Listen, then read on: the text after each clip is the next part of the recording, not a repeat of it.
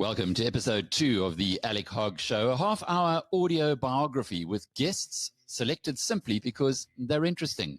Today's guest is Nick Hudson, whose name has surged into prominence since March through efforts to balance the COVID-19 narrative, and that's via a group called Pandemics and Data Analysis, or PANDA.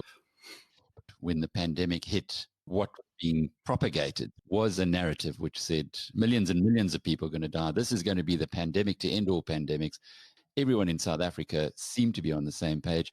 And then up pops this organization called PANDA, who said, no, that's not the case. And my goodness, you have been right. But what got you thinking in that direction against the stream in the first place? Initially, just motivated by curiosity and nothing else. And as we started grappling with it, we came to conclusions fairly quickly and fairly at odds with the prevailing narrative. So we saw the virus as a much smaller problem than was being made out, and lockdowns as a big negative rather than the positive that they were being represented as.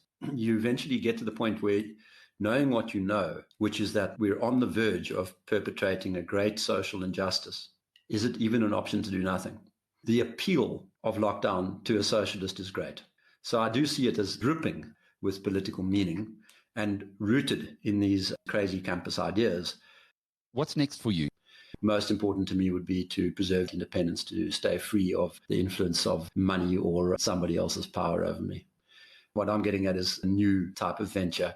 How do you totally reconfigure the educational system and make sure that the content is actually based on the best human explanations and the best that man has created and not the worst? Thanks for being with us for the Alec Hogg Show. Subscribe on Spotify or Apple iTunes.